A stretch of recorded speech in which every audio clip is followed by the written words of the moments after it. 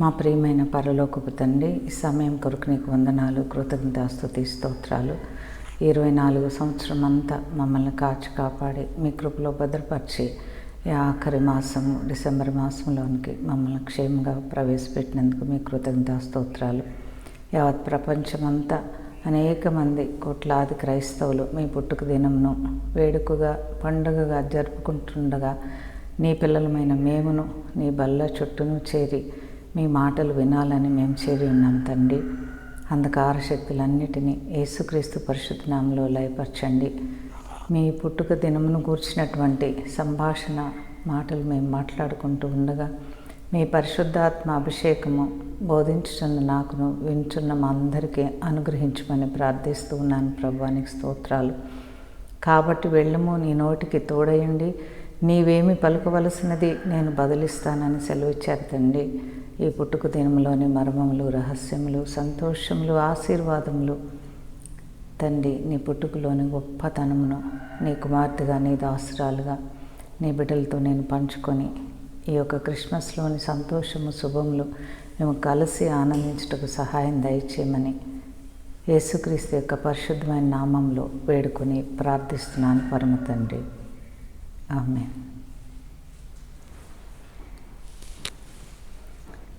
God bless you children. ప్రసంగానికంటే ముందు మనం ఒకరికొకరు ఈ డిసెంబర్ మాసంలో చెప్పుకునే ఒక మంచి శుభకరమైన మాట ఉంది. అది మీ అందరికీ తెలిసిందే. విష్ యూ హ్యాపీ క్రిస్మస్ కదా. నేను నా కుటుంబం తరఫు నుంచి నా భర్త, కుమారుడు, కుమార్తె, కోడలు, మా ఇంటి అందరి తరఫున ఈ క్రిస్మస్ శుభాలు, సంతోషాలు ఈ వాక్యం వింటున్న మీ అందరి ఇంట్లోకి మీ చెల్లిగా, మీ అక్కగా నేను మనసారా పంపిస్తున్నాను. ఒకవేళ మీరు ఎదురుగుండా ఉంటే నన్ను కూడా గ్రీట్ చేసి ఉండేవాళ్ళేమో, కానీ మీకు వింటారు కనుక మనస్ఫూర్తిగా మీ ఆశీస్సులు, మీ శుభాలు మా ఇంటికి కూడా పంపించాలని నేను కోరుకుంటున్నా.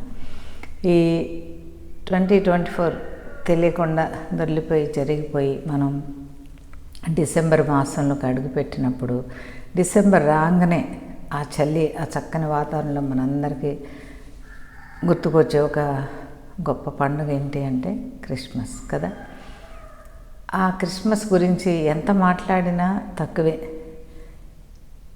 ఎంత ఆలోచించినా తక్కువే. ఆ క్రీస్తు పుట్టుకలోని తన్మయత్వం ఎంత వర్ణించడానికి మనకు శక్తి చాలదేమో అనిపిస్తుంది. అయితే ఈ సందర్భంగా ఒక మాట, ఒక జరిగిన సంఘటన మీతో షేర్ చేస్తాను. మేము మీకు గడిచిన వీడియోస్లో చెప్పాను కదా, అమ్మ నాన్న బ్రతికుండగా వాళ్ళ పిల్లలందరం పిల్లలు కలిసి ప్రతి సంక్రాంతికి అమ్మ వాళ్ళ దగ్గరికి వెళ్ళి అక్కడ ఉండేవాళ్ళం. ఒక 3 to 5 days 7 days together as families. అయితే మా పాప చాలా చిన్నది, దానికి 6-7 years ఉంటాయి, బిలో 10 years ఉంటాయి. మా అన్న కొడుకు మేనల్లుడు, అతను ఈ పిల్లలు అందరూ ఆడుకుంటున్నారు. ఒక 3-4 years నుంచి 10-15-20 ఏళ్ళ పిల్లలు ఆడుకుంటూ ఉంటే మా అన్న కొడుకు మేనల్లుడు అప్పుడే మేము ప్రభువులోకి వచ్చినాం, చాలా కొత్త, అప్పుడే చిన్న బిడ్డను నేను ప్రభువులో, నాకు కూడా అంత లోతుగా వాక్యం తెలియదు. ఆడుకుంటూ సడన్గా మా పాపని ఆట పట్టించడానికో దేనికో ఒక దానికి, మీ కిరస్తాన్ వాళ్ళకి 2 పండుగలు, మీ క్రిస్టియన్స్కి, మాకు బోలెడు పండుగలు, మేము హిందువులు మాకు బోలెడు పండుగలు అన్నాడు. ఆ సంభాషణ పిల్లల మధ్యలో యాక్చువల్లీ రాకూడదు, ఒకవేళ ఇంటే మనం కండెమ్ చేయాలి. కానీ ప్రభులోకి వచ్చిన కొత్త పెద్ద బిగ్గెస్ట్ ఒక ప్రత్యేకమైన సంస్కృతి, ఆచారాలు ఉన్న కుటుంబంలో నేను, నా పిల్లలు మాత్రమే క్రిస్టియన్స్. అప్పటికి నా భర్త కూడా మారలేదు. కొంచెం దూరం నుంచి నేను విన్నాను అన్నమాట. నాకు కొద్దిగా దుఃఖం కలిగింది, బాధ వేసింది, ఏం చెప్పాలో అర్థం కాలేదు. పిల్లలది కదా, వాళ్ళకే వదిలేసి చూద్దాం అని చెప్పి ఎప్పుడన్నా తర్వాత భోజనాలు అవన్నీ అయిపోయినాక ఆ బాబుని పక్కకు పిలిచి చెప్దాంలే అని మనసులో అనుకొని ఊరుకున్నాను. మా పాప ఏం సమాధానం చెప్పిందో చెప్పనా? మీకు ఎన్ని పండుగలు బావా అంది. మీరు హిందువులు అన్నారు కదా, మీకు ఎన్ని పండుగలు అంది. వాడు ఒక నంబర్ చెప్పాడు. ఒక్కొక్క మత సంస్కృతిలో 100, 10, 50, 30 ఎన్నో ఉంటాయి కదా, మనకు తెలుసు. సో వాడు ఒక నంబర్ చెప్పాడు. మా పాప ప్రతి ఆదివారం మాకు పండగే బావా అని చెప్పింది నా కుమార్తె. God bless sir. With all my heart I bless my daughter even today. నాకు ఎంత సంతోషం వేసిందంటే, అరే పిల్లల మధ్యన ఈ సంభాషణ దొల్లిందే అన్న బాధ అంతా నేను మర్చిపోయి, చాలా చిన్నపిల్ల నోట్లోంచి నాతో కూడా మాట్లాడేవా దేవుడా, అవునాయన ప్రతి ఆదివారం మాకు పండుగే అని ఎంతో సంతోషించి మనసారా దేవుని స్తుతించాను ప్రియులారా. ఎందుకంటే ఒక ఆదివారమే కాదు, క్రైస్తవులుగా మన జీవితాన్ని క్రీస్తుకి ఇచ్చినప్పుడు, క్రీస్తు అనే ఒక మహానుభావుడు నా కోసం పుట్టారు అని మనం అర్థం చేసుకున్నప్పుడు ప్రతిరోజు మనకు పండగే. ఆదివారం మాత్రమే కాదు, ప్రతిరోజు మనకు పండగే. ఆదివారం పండగ నా పాప ఎందుకు చెప్పిందంటే, మంచిగా చక్కగా తయారయ్యి ప్రభువుని కొలుచుకోవడానికి, దేవుని మాటలు వినటానికి ఆదివారం బయటకు వెళ్తాం కనుక she felt it as a festival. రోజు స్కూల్ ఉంటుంది, ఆదివారం ఒక ఆట విడుపు ఉంటుందని తను చెప్పిందేమో. కానీ మీ చెల్లిగా, మీ అక్కగా నేను మీకు చెప్పేది ఏంటంటే, ప్రభువుని మనం ఎప్పుడు అంగీకరించాము, ప్రభు తన కుమారుడిగా, కుమార్తెగా మనల్ని ఎప్పుడు స్వీకరించారో అప్పటి నుంచి ప్రతి క్షణము కూడా, ప్రతిరోజు కూడా మన క్రిస్మస్ అంటే మనము మన దేవుడు కలిసి చేసుకునే ఆరాధన. అది ప్రతి క్షణం మనలోంచి ఆ ఆరాధన దేవునికి వెళ్తూనే ఉంటుంది. అందుకని ఎవరైనా ప్రభువును మీరు అంగీకరించి కొత్తగా వేరే సాంప్రదాయాల నుంచి వచ్చి యేసుక్రీస్తుని దేవునిగా తెలుసుకున్నప్పుడు మీరు న్యూనత పడకండి. ఇలాంటి మాటలు వింటున్నప్పుడు మీరు బాధపడకండి, దుఃఖపడకండి. దానిని బట్టే దేవుని స్తుతించండి. ప్రభా, నీకోసం నేను ఒక మాట పడినందుకు నీకు స్తోత్రాలు నాయనా. మాకు ప్రతిరోజు క్రిస్మస్ శుభాలు మా జీవితాల్లో అనుగ్రహించమని ధైర్యంగా దేవుని కోసం నిలబడండి. ఇది చాలా చిన్న మాటే. ఇలాంటి ఎన్నో మాటలు నేను ఇంటా బయట పడ్డాను, కానీ ఎప్పుడు నాకు యేసులో ప్రయాణం ఉన్నది, వెనుతిరిగి చూడలేదు, ఆగిపోలేదు, అసలు దుఃఖపడలేదు. అవన్నీ చాలా చిన్న విషయాలు. మనం చూడబోయే దేవుని మహిమతో పోలిస్తే ఇవన్నీ చాలా చిన్న విషయాలు ప్రియులారా. సో ఈరోజు మరి క్రిస్మస్ ప్రసంగం మీరు ఆల్రెడీ విని వచ్చి ఉంటారు, లేకపోతే వినబోతూ ఉంటారు కదా. సో ఏదో ఒక రోజు డిసెంబర్ మాసంలో రిలీజ్ చేద్దామని క్రిస్మస్ కంటే కొంచెం ముందు మేము ఈ వీడియో మా బాబు నేను కలిసి తీస్తున్నాము. So God bless you all. క్రిస్మస్లోని ప్రతి శుభాన్ని, క్రీస్తు పుట్టుకలోని ప్రతి సంతోషాన్ని, ఆశీర్వాదాన్ని మన యూట్యూబ్ సబ్స్క్రైబర్స్ అందరికీ, వింటున్న వాళ్ళందరికీ, యావత్ ప్రపంచంలో ఉన్న క్రైస్తవులందరికీ పరమ తండ్రి నాకును నా కుటుంబంకు మనందరికీ అనుగ్రహించునుగాక. సో ఇప్పుడు క్రిస్మస్ని గురించి కొన్ని మాటలు మనం దేవుని వాక్యంలో నుంచి చదువుకుందాం. బట్ బిఫోర్ దట్, నేను ప్రభువులోకి వచ్చినటువంటి కొత్తలో చాలా ఆసక్తిగా బైబిల్ చదువుతుండేదాన్ని. ఎందుకంటే చర్చికి వెళ్ళడానికి అవకాశం లేదు. హస్బెండ్ ఇంట్లోనే చేసుకో, నువ్వు ఏ ప్రార్థన ఏదైనా చేసుకో, అభ్యంతరం లేదు, కానీ నువ్వు ఇంట్లోనే చేసుకో.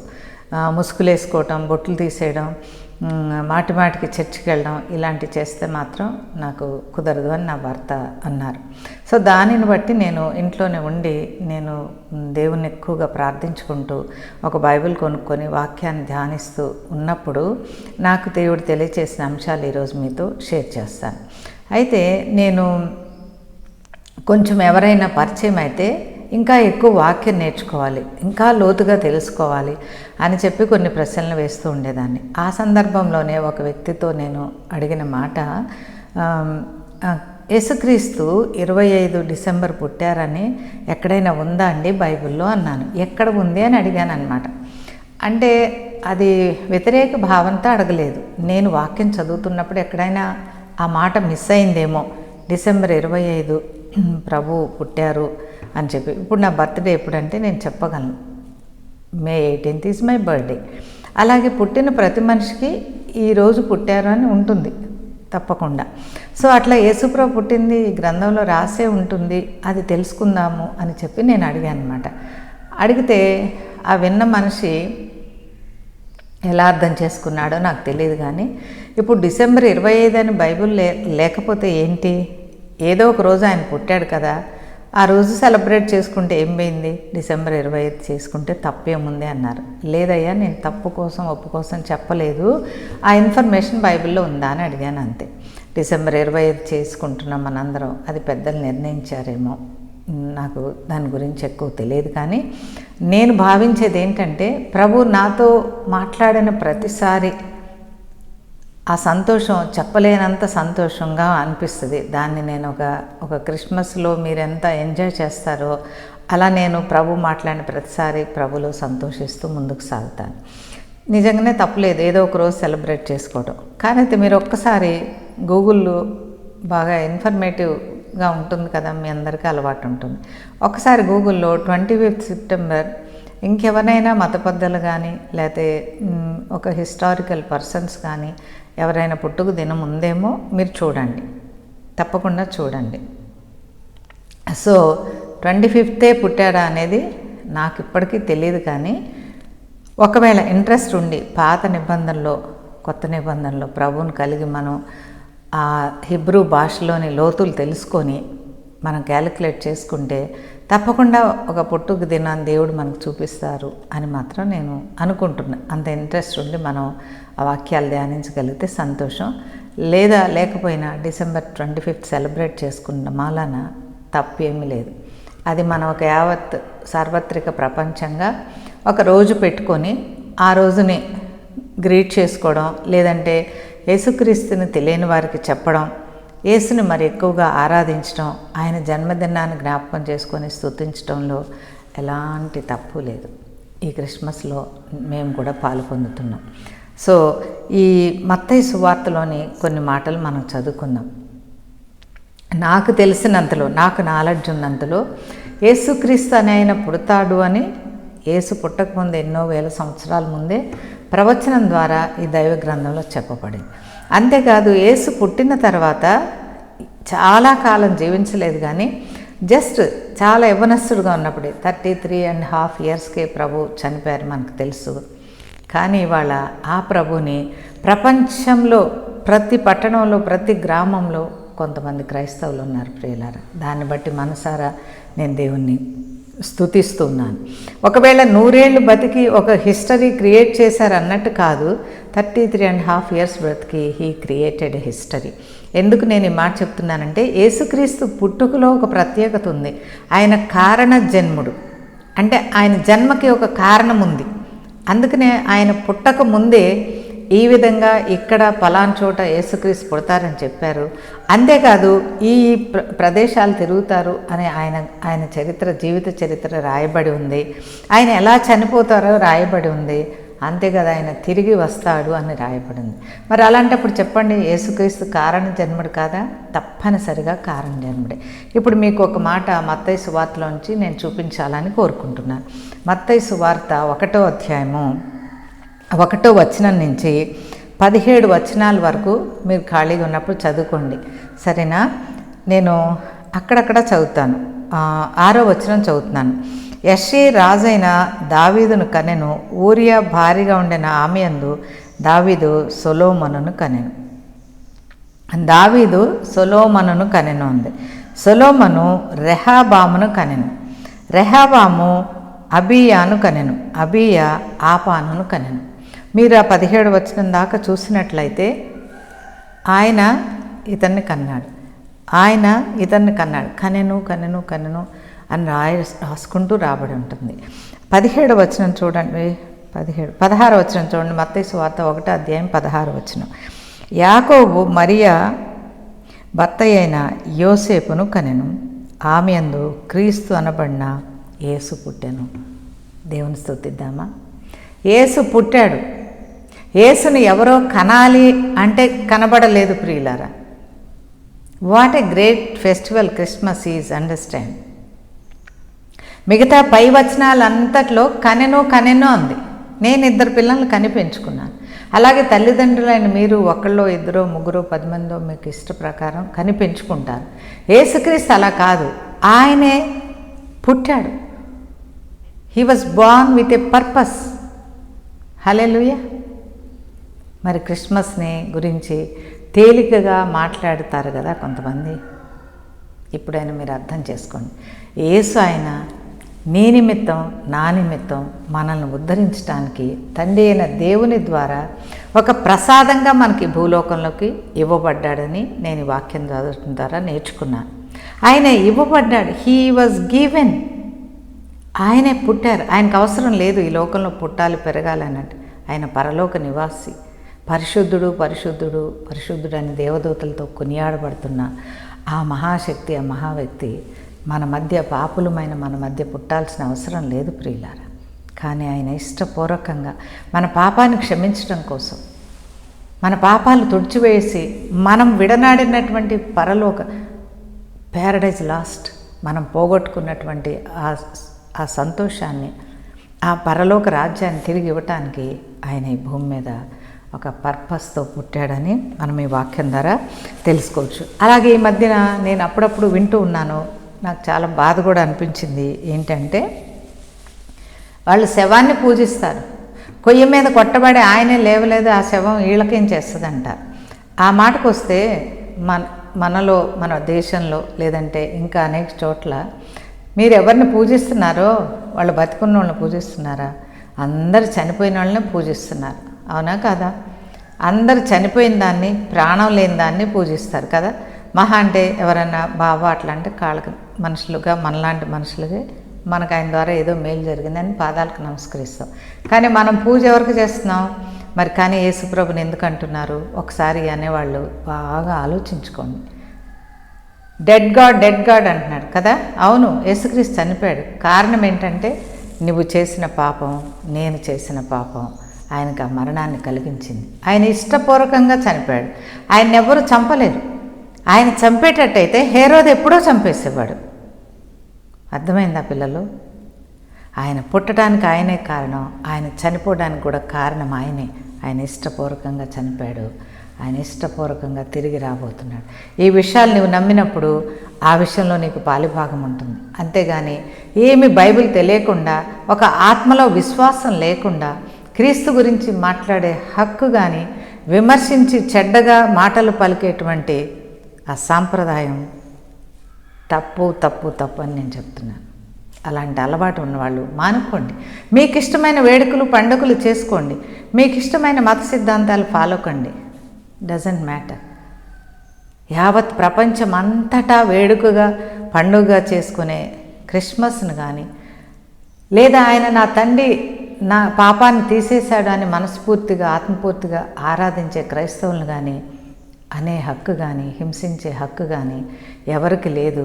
ఒకవేళ అలా జరిగి ఉంటే కనుక వాళ్ళని దేవునికి అప్పగించి ప్రార్థించండి. దేవునికి అప్పగించి ప్రార్థించండి. అర్థమైందా పిల్లలు?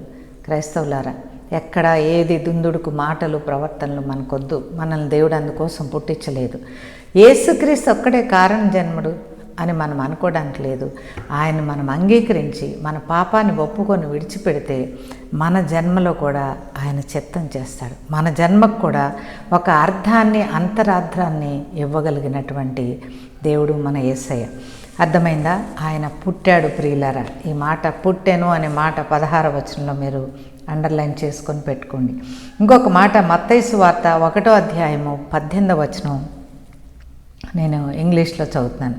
This was how the birth of Jesus Christ took place. His mother Mary was engaged to Joseph, but before they were married she found out that she was going to have a baby by the Holy Spirit. అర్థమైందా? Before they were married. Marriage అయిన తర్వాత ఒక స్త్రీ, ఒక పురుషుడు ఏకమైనప్పుడు బిడ్డలు పుడతారు. Marriage కాకముందు నాకు గర్భం వచ్చింది అని ఈ మరియమ్మ తెలుసుకుంది అని ఇక్కడ వాక్యం సెలవిస్తుంది. మీకు చాలామంది అపహాస్యం చేస్తూ ఉంటారు, వాళ్ళ కోసం నేను ఈ మాట చెప్పదలుచుకున్నాను. ఒకవేళ సైన్స్ పెరిగి ఇప్పుడు నీకు సైన్స్ వృద్ధి పొంది నీవు ఇప్పుడు బిడ్డని, శిశువుని, స్త్రీనా, పురుషుడా ఇవన్నీ నువ్వు తెలుసుకుంటున్నావు. అసలు సైన్సే లేనప్పుడు, నీకు అసలు సైన్స్ అనే పదమే తెలియనప్పుడు మన పితరులు కూడా బిడ్డలను కన్నారు, పెంచారు, మోసారు. కానీ ఈ బిడ్డలు పుట్టడానికి ఇది కారణం. లోపల శిశువు ఇలా పెరుగుతుందని ఏమన్నా తెలుసా చెప్పండి? తెలియదు. నేనైతే పూర్తిగా నమ్ముతాను. భార్యాభర్తల కలయిక మాత్రం దానే పుడితే గొడ్రాళ్ళు ఎందుకున్నారు పిల్లలారా? గొడ్రాళ్ళైన స్త్రీలు ఎందుకున్నారు? పిల్లలు కలగనటువంటి పుట్టించలేనంటే పురుషులు ఎందుకున్నారు? కనుక మనకి ఏ దీవెనిచ్చినా కూడా అది తండ్రి అని దేవుని ద్వారా జరిగేది. ముఖ్యంగా గర్భస్థ శిశువుని ప్రభువే ఒక తల్లికి ఒక ప్రసాదంగా, ఒక సంతోషంగా, ఒక ఫలంగా దేవుడిస్తాడు. సో ఒక స్త్రీని తల్లిగా చేసినటువంటి దేవుడు పెళ్లి కాని స్త్రీ గర్భంలో ఆయన జన్మించలేడా? అర్థం చేసుకోండి. ఇంకేదో ఒక రకంగా కాకుండా ఆయన తన ప్రజల మధ్యన పుట్టి, ఒక మనిషి రూపంలోనే పుట్టి, ఒక శిశువుగా పుట్టి ఆయన పూర్తి సహాయాన్ని మనకు అందించాలని పుట్టాడు. ఆయన దేవుడయ్యుండి అక్కడి నుంచే ఆలోకంలోంచే సహాయం చేయాలంటే అలా కూడా మనకు చేయగలరు. But he wanted to be in fellowship with us. ఈ పాపంతో కొట్టుపోతున్న ఈ ప్రపంచంలో తను ఒకడిగా పుట్టి, ఇప్పుడు మీరు చెప్పండి, ఒక మాట అడుగుతాను. ఒక ఫర్నెస్ దగ్గర ఒక వ్యక్తి పనిచేస్తాడు అనుకోండి, ఎవరో ఎందుకు మన కుమారుడే వెళ్ళి పనిచేస్తాడు అనుకోండి, ఇంటికి వచ్చినాక మమ్మీ డాడీ చాలా వేడిగా ఉంది, అసలు కష్టంగా ఉంది, చాలా టెంపరేచర్ ఎక్కువగా ఉంది అని అంటాడు. పోన్లే నాన్న సర్దుకో ఎలాగోలా, లేదంటే చల్లటి మజ్జిగ తాగు, ఏదో మనం చెప్పుకుంటూ ఓదారుస్తూ పనికి పంపిస్తాం. కానీ ఆ ఫర్నెస్ దగ్గర, ఆ నిప్పు దగ్గర ఆ బాబు ఎంత కష్టపడుతున్నాడో తెలియాలంటే ఏం చేయాలి? మనం వెళ్ళి స్వయంగా అక్కడ కొంచెం సేపు ఉండాలి. అప్పుడే మనం ఆ బాబు కష్టం అర్థం చేసుకోగలం, అంతేగా తగిన సహాయం మనం అందించగలం. అలాగే దేవుడు కూడా ఈ భూమి మీద నరుల కష్టాలు, పాపాలు, సైతాన్ శోధనలు అవన్నీ తనే స్వయంగా దిగివచ్చి అర్థం చేసుకొని తన సహాయాన్ని అందించాలని, ఒక ఫారినర్గా కాకుండా, ఒక వేరే రూపంలో కాకుండా మనిషిగా వచ్చి, ఒక మనిషిగానే వచ్చి, ఇప్పుడు చీమకు మనం ఏదైనా సహాయం చేయాలనుకోండి, ఏం చేయగలం చెప్పండి? ఒక చీమ ఇట్లా పాకుతుంది, నేను ఇట్లా చేయబెట్టాను అనుకోండి, అది భయపడి వెళ్ళిపోతుంది కాదా? ఇలా తీసాను అనుకోండి, ఈలోపు దాన్ని కాలో ఏలో తలో ఏదో ఇరిగిపోతుంది. నేను చీమకి ఎగ్జాక్ట్గా సహాయం చేయాలంటే తిరిగి ఒక చీమలాగా పుడితే కమ్యూనికేషన్ ఈజీ, హెల్ప్ ఈజీ, వాటిలో ఒకటై జీవించడానికి వీలుగా ఉంటుంది. నేను అనుకుంటా, నాకు కలిగిన ఆలోచన మీతో చెప్తున్నాను. అందుకే దేవుడు తను కూడా మనుష్య రూపంలో వచ్చి, అంతేకాదు ప్రియులారా, ఆయన రూపమే మనకిచ్చారు. అలాంటప్పుడు ఇంకో రూపంగా ఎలా వస్తాడు? ఆయన మనిషి రూపంలోనే వచ్చి ఆయన మన మధ్య సంచరించి తిరిగి ఆయన పుట్టుకును జీవితాన్ని, తిరిగి రానయ్యన్న ప్రతి తత్వాన్ని మనకి బోధించి ఆయన ఆత్మ ద్వారా ఒప్పింపచేసి ఆయన పరలోకానికి వెళ్ళిపోయారు. తప్పకుండా తిరిగి వస్తారు. అయితే మనం ఈరోజు ఈ క్రిస్మస్ అంటే ఏంటి? మీరు అనేక వర్తమానాలు క్రిస్మస్ గురించి మీరు వినే ఉంటారు కనుక దేవుడు నా హృదయంలో పెట్టినటువంటి కొన్ని మాటలు మీతో కూడా చెప్పాలనుకుంటున్నాను. క్రిస్మస్ మత్తయి సువార్త, లూకా సువార్తలో చక్కగా వర్ణించబడి ఉంది.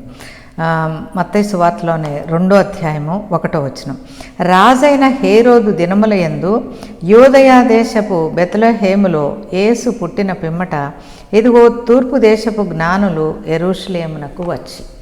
ఇప్పుడు చాలామంది ఫారెన్ గాడ్ అని మన వాళ్ళు అంటుంటారు కదా. ఫారెన్ గాడ్ అంటే ఫారెన్ కోటి, ఇండియాకి ఒకటి, అమెరికాకు ఒకటి గాడ్ ఉంటాడా? God means God to all, that's it. God అంటే మనం ఒకటే అంటున్నాం కదా. గాడ్ అనే సింగులర్ పదం కదా. మరి ఆ దేవుడి గురించే, త్రియేక దేవుని గురించే బైబిల్ చెప్తుంది. త్రిత్వములో ఏకముగా ఉన్న దేవుని గురించి బైబిల్ చెప్తుంది. తండ్రి అయిన దేవుని యొక్క అంశ మరీ గర్భంలో పుట్టి చనిపోయి పరిశుద్ధాత్మగా విడుదల పొంది ప్రజలను రక్షిస్తూ వస్తుంది. త్రియేక దేవుని తత్వం అది. సో ఈ హేరోదు దినములలో తూర్పు దేశం నుంచి జ్ఞానులు వెళ్ళారంట. ఎవరు? జ్ఞానము కలిగిన వాళ్ళు. ఎందుకు వెళ్ళారు? ఆ నక్షత్రాలన్నీ క్యాలిక్యులేట్ చేసినప్పుడు వాళ్ళు బెత్లెహేములో ఒక ప్రత్యేకమైన యుగ పురుషుడు పుడతారు అని 2000 సంవత్సరాల నాడు తూర్పు దేశం నుంచి దేవుని వెతుక్కుంటూ వాళ్ళే బెత్లెహేమ్కి వెళ్ళారు. మరి ఇప్పుడు మీలో కొంతమంది ఏమంటారు? ఫారెన్ గాడ్ అంటున్నారు. ఫారెన్ గాడా? మరి ఫారెన్ గాడ్ అయితే వాళ్ళే పూజించుకుంటే పోయేది కదా. మరి తూర్పు దేశం నుంచి వీళ్ళందరూ ఎందుకు కట్టుకొని వెళ్ళటానికి? లేదు ప్రియులారా, అలా ఆలోచించకండి. అలాంటి ఆలోచన మీకు ఉంటే ఈరోజు విడిచిపెట్టండి. వాళ్ళు జ్ఞానులు గనక ఈ నక్షత్రాలు చూపిస్తున్న ఈ యుగ పురుషుడు ఎవరో మనం వెతికి వెళ్ళి తెలుసుకొని ఆరాధిద్దామని చెప్పి అక్కడికి వెళ్ళాక ఆరాధించలేదు. వాళ్ళు ముందే డిసైడ్ అయ్యి వాళ్ళ క్యాలిక్యులేషన్స్ ప్రకారం ఎంతోమంది పుట్టారు, ఎంతోమంది చనిపోతున్నారు, కానీ ఈయన పుట్టుకలో ఏదో ప్రత్యేకత ఉంది, ఈయన ఆరాధనకి యోగ్యుడు. చిన్న బిడ్డను ఎవరన్నా ఆరాధిస్తారా చెప్పండి? మనకంటే పెద్దవాళ్ళకి నమస్తే అండి అని మనం అంటాం, లేదా వంగి పాదాలకు నమస్కరించుకుంటాం. ఈ వెళ్ళినటువంటి వాళ్ళు మామూలు మనుషులు కాదు, జ్ఞానులు. వాళ్ళ జ్ఞాన సంపత్తి అంతా ఒక చోట పెట్టి వాళ్ళు అర్థం చేసుకుంది ఏంటి? ఒక యుగ పురుషుణ్ణి కనుగొన్నారు. అరే ఎంతోమంది పుడుతున్నారు, చచ్చిపోతున్నారు, యేసుక్రీస్తు పుట్టుక అలాంటిది కాదు. ఇప్పుడు అర్థమైందా? అందరూ కనెను యేసు పుట్టెను. హల్లెలూయా! యేసు పుట్టాడు, ఈయన తెలుసుకోవాలి అని చెప్పి వాళ్ళు బయలుదేరే దగ్గర నుంచే ఆయనకు కావాల్సినటువంటి, ఆయనకు అర్హత ఉన్న ప్రతి వస్తువును కూడా కొని ప్యాక్ చేసుకొని ఒంటెల మీద ఎంతో దీర్ఘకాలం ప్రయాణం చేసుకుంటూ బెత్లెహేము వెళ్ళినటువంటి విషయం ఈ మత్తయి సువార్తలో చెప్పబడి ఉంటుంది. So Christmas means understanding who is God. Hallelujah! Christmas అంటే ఏంటి? దేవుడు ఎవరు అని తెలుసుకోవడమే క్రిస్మస్. క్రిస్మస్లో మనం చర్చికి వెళ్తాం, దేవుణ్ణి ఆరాధిస్తాం, మనకిష్టమైన ఖరీదైన బట్టలు కొనుక్కుంటాం, లేదా రకరకాల వంటలు చేసుకుంటాం, స్నేహితుల ఇళ్ళకి వెళ్తాం, బయటకు వెళ్తాం, కొంచెం డబ్బులు ఖర్చు పెట్టి కొన్ని సంతోషాలు మనం అనుభవిస్తాం.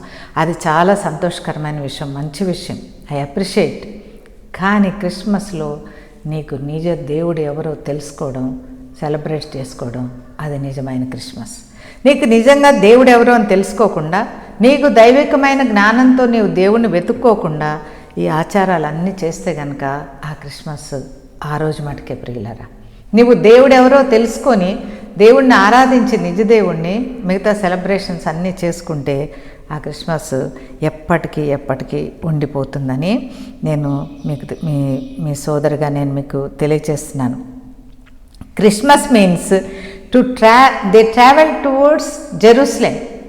ఈ యొక్క తూర్పు దేశపు జ్ఞానులు ఎక్కడికి బయలుదేరారు క్రిస్మస్ని సెలబ్రేట్ చేసుకోవడానికి? యెరూషలేం పట్టణానికి, బెత్లెహేం పట్టణానికి వెళ్ళినట్టుగా మనం చూస్తున్నాం. ఇప్పుడు మన క్రిస్మస్ సెలబ్రేట్ చేసుకోవాలంటే మనం యెరూషలేం వెళ్ళాలని కాదు, కానీ మన సంఘానికి మనం వెళ్ళాలి. మన సంఘమే మనకు యెరూషలేం. చాలామంది ఆ పండగకి వెళ్తారు, ఆ రోజు వెళ్తారు. నేను చూశాను కదా, క్రిస్మస్ రోజు చర్చి నిండిపోవటమే కాదు, చర్చిలో ఉన్న ప్రెమిసెస్ కూడా నిండిపోయి పక్కన హాల్స్ కూడా మనం హైర్ తీసుకోవాల్సినటువంటి పరిస్థితి వస్తుంది. ఒకవేళ చుట్టాలుగా వచ్చి ఎక్కువ మందే కాదు, ఆ రోజు నిద్ర మేలుకొని ఆ రోజు తయారై క్రిస్మస్కి మాత్రమే వెళ్ళే కుటుంబాలు కూడా నేను కొన్ని చూశాను. అలా కాదు ప్రియులారా, మన ప్రయాణం యేసు వైపు ఉండాలి, మన ఆత్మీయ ప్రయాణం సంఘం వైపు ఉండాలి. నీ ప్రయాణం కూడా అలా ఉంటే గనక నీవు నిజమైన క్రిస్మస్ ఈరోజు సెలబ్రేట్ చేసుకున్నట్టే. జ్ఞానులు ఏం చేశారు? వాళ్ళకి సంపదలు ఉన్నాయి, తెలివి ఉంది, గొప్ప తూర్పు దేశంలో వాళ్ళు పుట్టారు, వాళ్ళకి ఏమి తక్కువ కాలేదు. కానీ ఆ యొక్క లోక రక్షకుణ్ణి మనం ఫైండ్ అవుట్ చేసి అప్పుడు సెలబ్రేట్ చేసుకుందామని ఎంతో దూరం ప్రయాణం చేశారు కదా. ఒకవేళ నీకు పక్కనే చర్చి లేకపోవచ్చు, నీకు కష్టంగా ఉండొచ్చు, వెళ్ళటం దూరం అయి ఉండొచ్చు, అయినా సరే నీ యేసును వెతుక్కుంటూ వెళ్ళినప్పుడు ఆ క్రిస్మస్లోని శుభాలు దేవుడు తప్పకుండా ఇస్తాడు. అలాగే ఈ వీళ్ళు ప్రయాణం చేసి, చాలా దూరం ప్రయాణం చేసి ఏం చేశారు?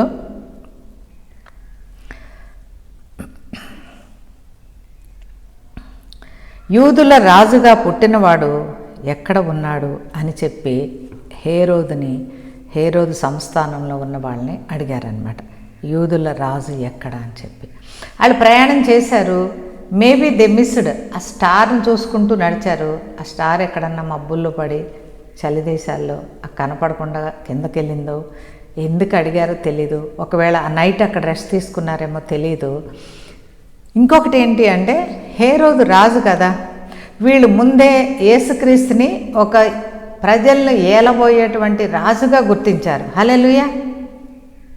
రాజదండం ఆయన చేతిలో ఉన్నది వాళ్ళు చూశారు కనుక వాళ్ళు ఏమన్నారు, ఇంకేముంది, యెరూషలేం పట్టణం దాకా వచ్చేసాం, అక్కడంతా ఎంక్వైరీ చేసుకుంటే రాజు ఉన్నాడు, హేరోదు కదా, ఓకే అక్కడేనేమో, అదేనేమో, ఆయనే రాజేమో, క్రీస్తు రాజు ఆయనేనేమో, ఇక్కడ పోనీ ఇంకొక రాజేమో ఇక్కడ కరెక్ట్గా ఈ రాజగృహంలో అడిగితే ఇన్ఫర్మేషన్ వస్తుంది కదా అని చెప్పి వాళ్ళు వెళ్ళి అక్కడ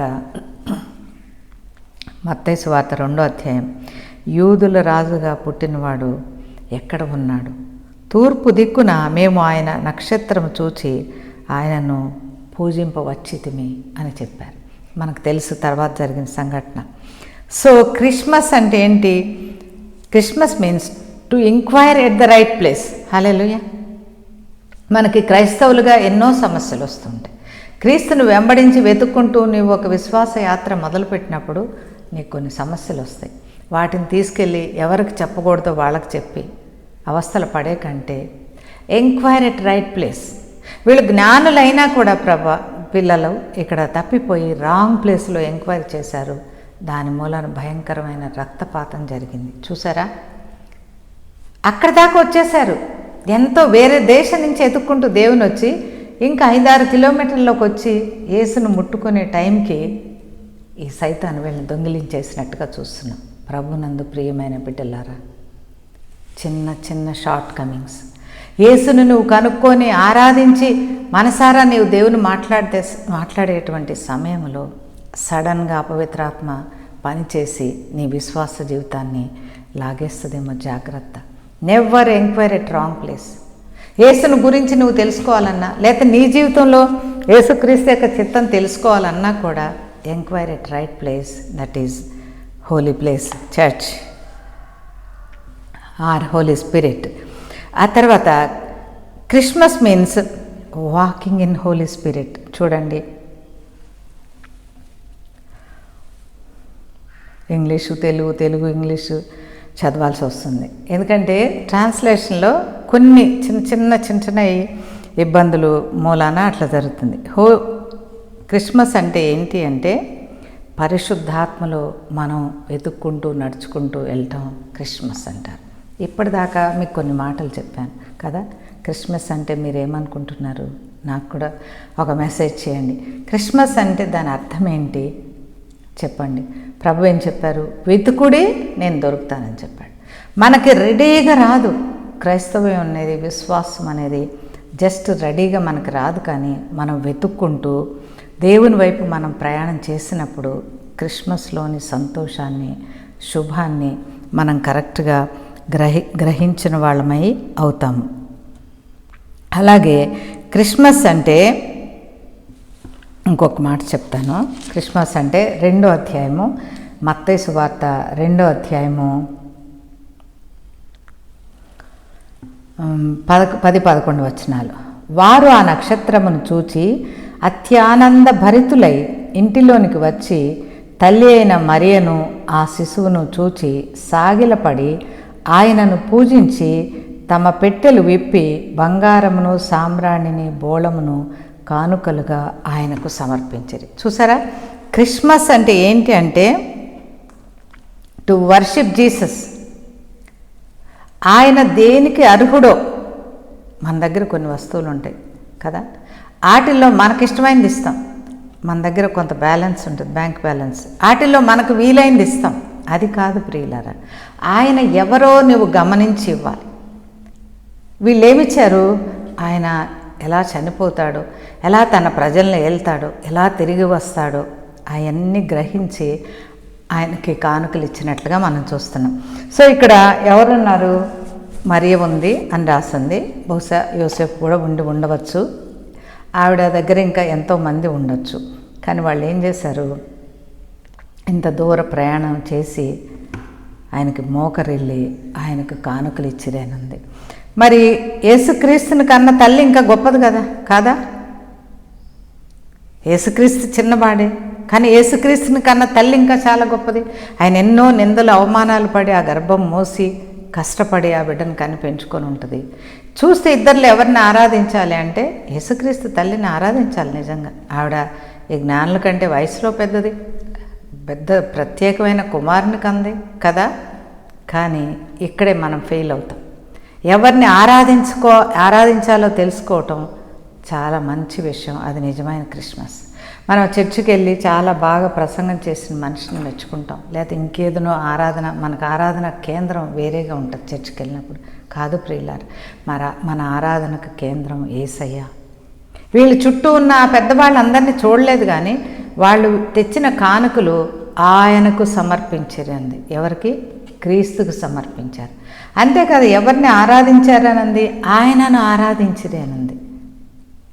ఆయన వయసులో చిన్నవాడే, కానీ ఆయన పుట్టుకలో ఒక పర్పస్ ఉంది. ఆయన కారణ జన్ముడు కనుక నా ఆరాధనకు పాత్రుడు యేసయ్య అని గ్రహించి వాళ్ళ జ్ఞానాన్ని, వాళ్ళ సంపదను, వాళ్ళకున్నటువంటి స్టేటస్ని అన్ని ప్రభు పసివాడైనటువంటి చిన్న బిడ్డగా ఉన్నటువంటి మేబీ బిలో 2-3 years ఆ బిడ్డకి వాళ్ళ శిరస్సు వంచి నమస్కరించినట్లుగా చూస్తున్నాం. నీవు ఎంత విధేయత దేవునికి చూపిస్తావో అంతగా దేవుడి పైకి హెచ్చిస్తానని చెప్పాడు. ఆ చూపిన కారణంగానే వాళ్ళు మరణం నుంచి తప్పించబడినట్టుగా మనం ఈ కింద వచనాల్లో చదువుకున్నాం. So Christmas means worshipping Jesus and recognising your king, who is the king. Yesu చనిపోయాడు కదా, సిలువలో మరణించాడు కదా, ఆయన కింగ్ ఏంటి అని మీరు అనుకుంటారేమో. ఆ పసివాన్లో చనిపోతాడా అని తెలిసినటువంటి ఆ పసివాన్లో రాబోయేటువంటి రాజును చూశారు ఈ జ్ఞానులు. ప్రభులో ప్రియమైన బిడ్డలారా, నీ జ్ఞానం యేసులో ఏది నీకు చూపిస్తుంది? ఆయన రాబోతున్న రాజు అని నువ్వు గుర్తుపడితే కనుక ఇది నీకు శుభప్రదమైన క్రిస్మస్ ప్రియులారా. ఆయన రాబోతున్నాడు. ఆయన చనిపోవటంతో ఆయన చరిత్ర ముగిసిపోలేదు, ఆయన తిరిగి రాబోతున్నాడు. కనుక ఆ నిరీక్షణలో మనం క్రిస్మస్ జరుపుకోవడం అది మనకి ఎంతో మంచిది. So Christmas means worshipping Jesus, identifying Jesus as our saviour and as a king. అర్థమైందా పిల్లలు? అది నిజమైన క్రిస్మస్. ఒకవేళ వీటిల్లో ఏ పోర్ట్ఫోలియో, ఏ యొక్క అడ్జెక్టివ్ ప్రభులో మీరు చెప్పుకోలేకపోయినా, ప్రభు నిజమైన క్రిస్మస్ జరుపుకోవటానికి మీరు నాకు సహాయం దయచేయండి ప్రభు అని మనం ప్రార్థన చేసుకుందాం. ఇంకొక ఎపిసోడ్లో ఇంకా కొన్ని మాటలు మాట్లాడుకుందాం. God bless you. Happy Christmas. మీ కుటుంబాలన్నిటినీ ప్రభు క్రిస్మస్ శుభాలతో నింపునుగాక. God bless you children. I love you. Happy Christmas. Jesus loves you and saves you. Yesu నిన్ను ప్రేమిస్తున్నాడు, నిన్ను రక్షిస్తాడు.